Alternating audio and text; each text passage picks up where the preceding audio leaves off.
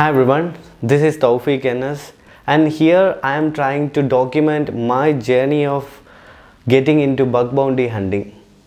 And I wanted to make this as a project of mine where I will try to do the bug bounty hunting, and I wanted to document everything, every tools I am using, the thought process I am having, and the process I am following, the timeline and everything.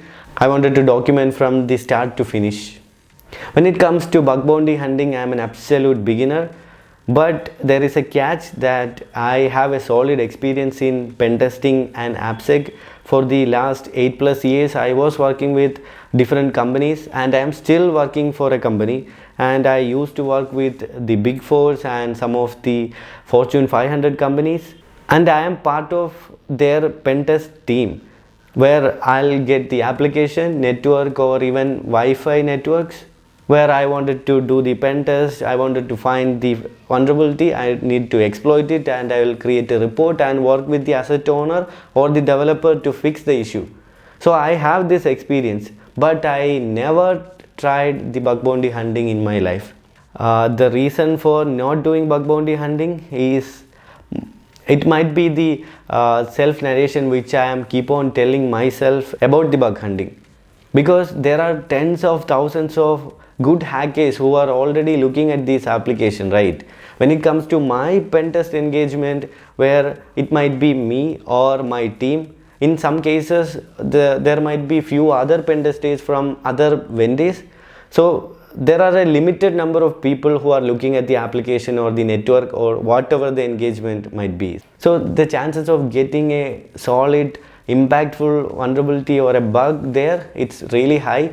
But when it comes to hackers, tens of thousands of hackers looking at an application, and what are the odds of getting an impactful bug there?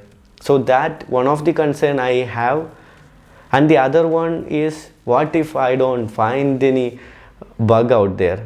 Because in pen testing, after a 40-hour or an 80-hour engagement, I'm pretty sure that I'll get good quality, impactful vulnerability, and which makes me very happy doing the job. But if I spend 40 or 80 or even more weeks on an application and I don't find anything, that will be devastating. I know this is not the right mindset of approaching this thing, and that's why I wanted to make this project.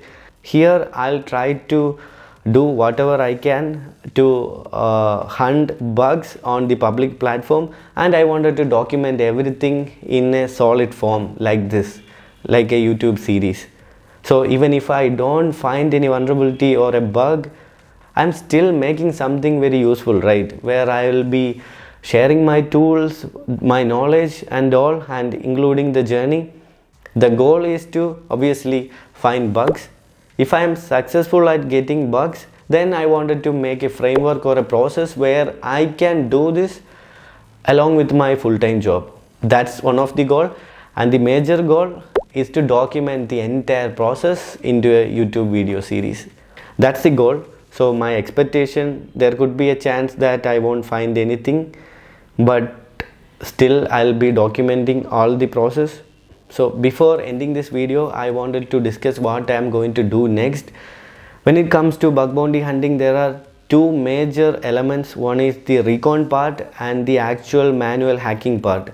I'm really good at application security and even manual application hacking, so I wanted to focus on that area. But when it comes to bug bounty hunting, recon is very crucial, and there are plenty of YouTubers like NahamSec, Jason Haddix. They are all sharing their recon techniques and their tools. Everything is publicly available, but I don't want to spend a lot of time there. So my initial plan is to look for different recon framework out there which I can use.